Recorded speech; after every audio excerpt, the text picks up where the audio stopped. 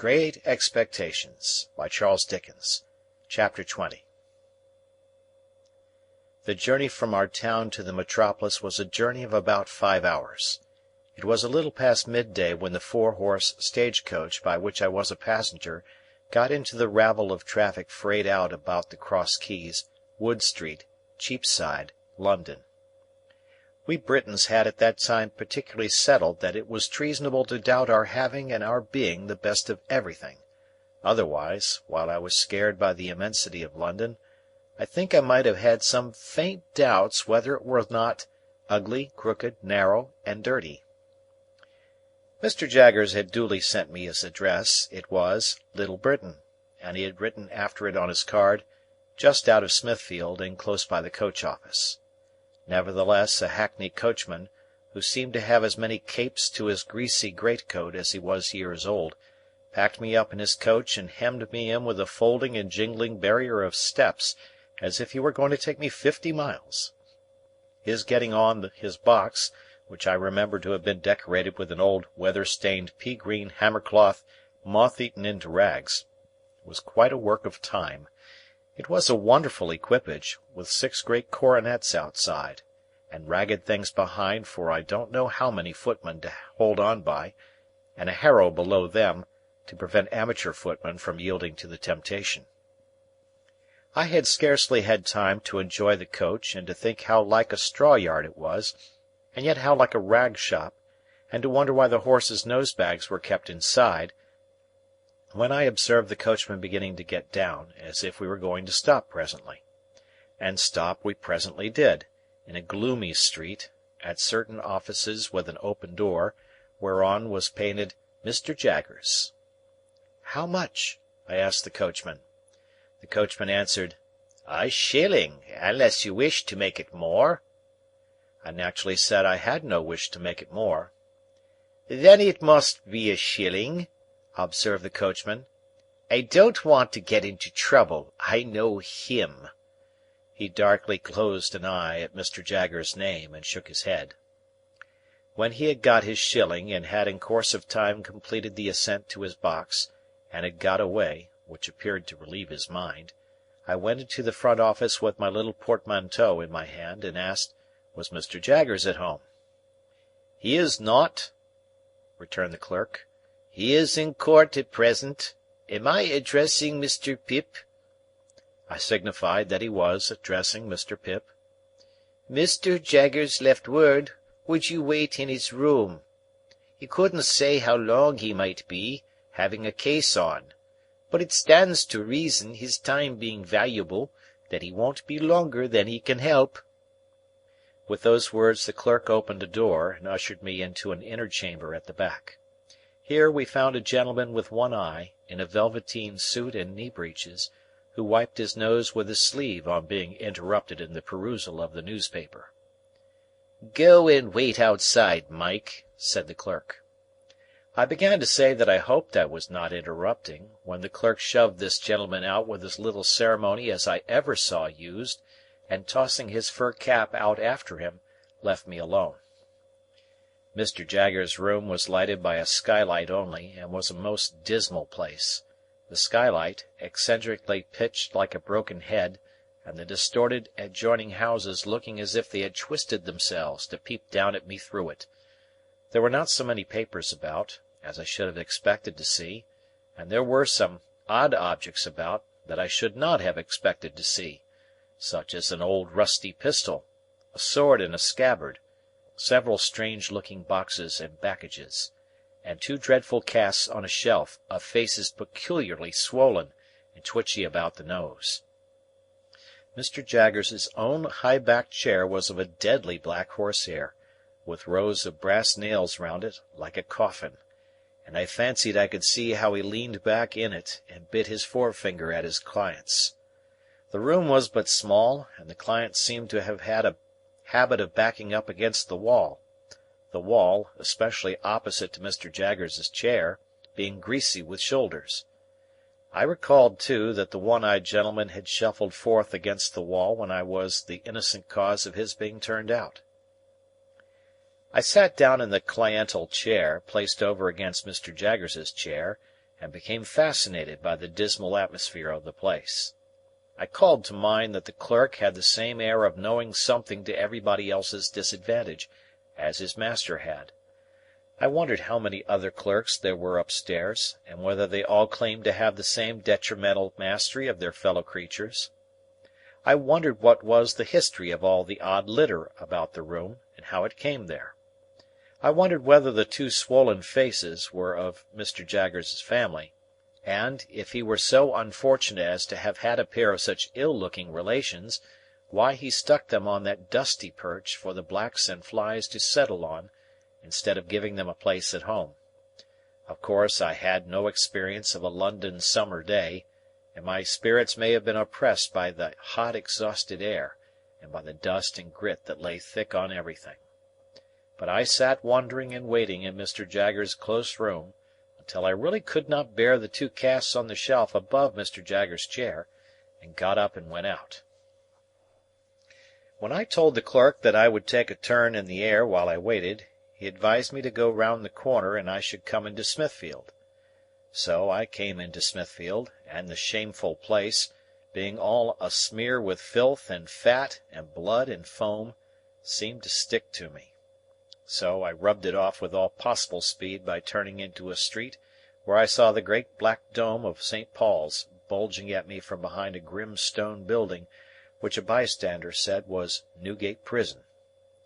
Following the wall of the jail, I found the roadway covered with straw to deaden the noise of passing vehicles, and from this, and from the quantity of people standing about smelling strongly of spirits and beer, I inferred that the trials were on. While I looked about me here, an exceedingly dirty and partially drunk minister of justice asked me if I would like to step in and hear a trial or so, informing me that he could give me a front place for half-a-crown, whence I should command a full view of the Lord Chief Justice in his wig and robes, mentioning that awful personage like waxwork, and presently offering him at the reduced price of 18 pence. As I declined the proposal on the plea of an appointment, he was so good as to take me into a yard and show me where the gallows was kept, and also where people were publicly whipped, and then he showed me the debtors' door, out of which culprits came to be hanged, heightening the interest of that dreadful portal by giving me to understand that 4 on 'em would come out at that door the day after tomorrow at 8 in the morning, to be killed in a row. This was horrible, gave me a sickening idea of London, the more so as the Lord Chief Justice's proprietor wore, from his hat down to his boots and up again to his pocket-handkerchief inclusive, mildewed clothes which had evidently not belonged to him originally, and which I took it into my head he had bought cheap of the executioner. Under these circumstances, I thought myself well rid of him for a shilling.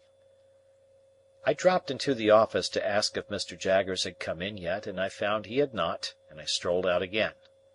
This time I made the tour of Little Britain, and turned into Bartholomew Close, and now I became aware that other people were waiting about for Mr. Jaggers as well as I.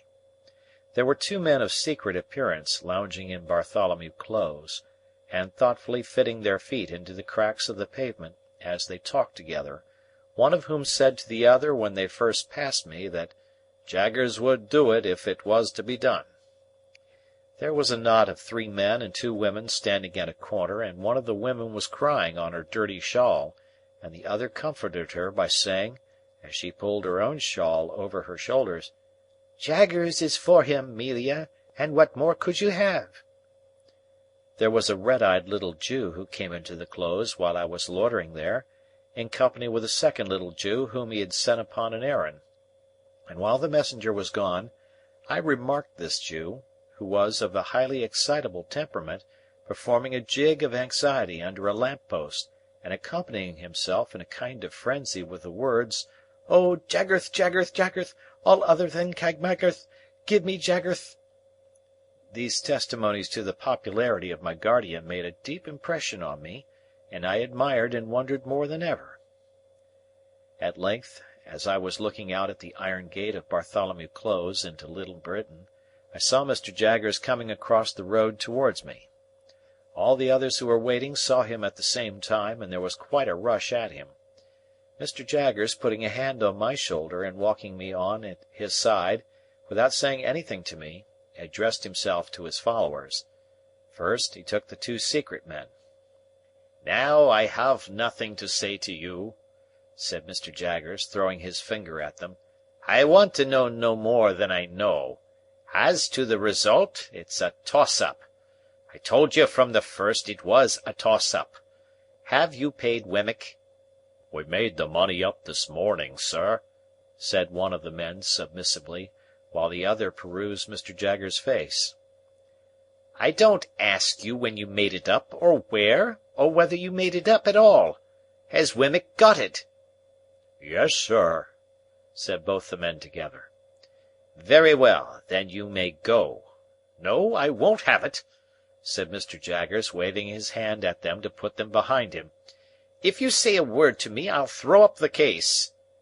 "We thought, Mr. Jaggers," one of the men began, pulling off his hat. "That's what I told you not to do," said Mr. Jaggers. "You thought. I think for you, that's enough for you. If I want you, I know where to find you. I don't want you to find me. Now I won't have it. I won't hear a word." The two men looked at one another as Mr. Jaggers waved them behind again, and humbly fell back and were heard no more. "And now you," said Mr. Jaggers, suddenly stopping, and turning on the two women with the shawls, from whom the three men had meekly separated. "Oh, Amelia, is it?" "Yes, Mr. Jaggers." "And do you remember," retorted Mr. Jaggers, "that but for me you wouldn't be here and couldn't be here?" "Oh, yes, sir," exclaimed both women together. "Lord bless you, sir, well we knows that." "Then why," said Mr. Jaggers, "do you come here?" "My bill, sir," the crying woman pleaded. "Now I tell you what," said Mr. Jaggers, "once for all. If you don't know that your bill's in good hands, I know it, and if you come here bothering about your bill, I'll make an example of both your bill and you, and let him slip through my fingers. Have you paid Wemmick?" "Oh, yes, sir, every farthing." "Very well. Then you have done all you have got to do. Say another word, one single word, and Wemmick shall give you your money back." This terrible threat caused the two women to fall off immediately. No one remained now but the excitable Jew, who had already raised the skirts of Mr. Jaggers's coat to his lips several times. "I don't know this man," said Mr. Jaggers, in the same devastating strain. "What does this fellow want?" "My dear Mr. Jaggers, own brother to Abraham Latharuth." "Who's he?" said Mr. Jaggers. "Let go of my coat." The suitor, kissing the hem of the garment again before relinquishing it, replied, "Abraham Latharuth, on Thespithian plate." "You're too late," said Mr. Jaggers. "I am over the way." "Holy Father, Mr. Jaggers!" cried my excitable acquaintance, turning white. "Don't say you're again Abraham Latharuth." "I am," said Mr. Jaggers, "and there's an end of it. Get out of the way." "Mr. Jaggers, half a moment. My own cousin's gone to Mr. Wemmick at this present minute, to offer him any terms. Mr. Jaggers, half a quarter of a moment. If you'd have the condescension to be bought off from the other side, at any superior price, money no object. Mr. Jaggers, Mr. My guardian threw his supplicant off with supreme indifference, and left him dancing on the pavement, as if it were red hot. Without further interruption, we reached the front office, where we found the clerk and the man in velveteen with the fur cap. "Here's Mike," said the clerk, getting down from his stool and approaching Mr. Jaggers confidentially. "Oh," said Mr. Jaggers, turning to the man, who was pulling a lock of hair in the middle of his forehead, like the bull in Cock Robin pulling at the bell-rope, "your man comes on this afternoon. Well?" "Well, Master Jaggers," returned Mike, in the voice of a sufferer from a constitutional cold, "arter a deal of trouble, I've found one, sir, as might do." "What is he prepared to swear?" "Well, Master Jaggers," said Mike, wiping his nose on his fur cap this time, In a general way, anythink." Mr. Jaggers suddenly became most irate. "Now, I warned you before," said he, throwing his forefinger at the terrified client, "that if you ever presumed to talk in that way here, I'd make an example of you. You infernal scoundrel, how dare you tell me that?" The client looked scared, but bewildered too, as if he were unconscious what he had done. "Spooney," said the clerk in a low voice, giving him a stir with his elbow. "Soft head. Need you say it face to face?" "Now I ask you, you blundering booby," said my guardian very sternly, "once more, and for the last time, what the man you have brought here is prepared to swear." Mike looked hard at my guardian, as if he were trying to learn a lesson from his face, and slowly replied, "Either to character, or having been in his company and never left him all the night in question." "Now be careful. In what station of life is this man?" Mike looked at his cap, and looked at the floor, and looked at the ceiling, and looked at the clerk, and even looked at me, before beginning to reply in a nervous manner, "We've dressed him up like—" when my guardian blustered out, "What? You will you?" "Spooney," added the clerk again, with another stir. After some helpless casting about, Mike brightened and began again, "He's dressed like a 'spectable pieman, a sort of a pastry cook." "Is he here?" asked my guardian. "I left him," said Mike, "a settin' on some door steps round the corner." "Take him past that window, and let me see him." The window indicated was the office window.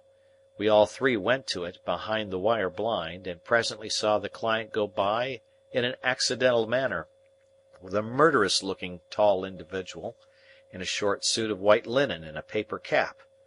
This guileless confectioner was not by any means sober, and had a black eye and the green stage of recovery, which was painted over. "Tell him to take his witness away directly," said my guardian to the clerk, in extreme disgust, "and ask him what he means by bringing such a fellow as that."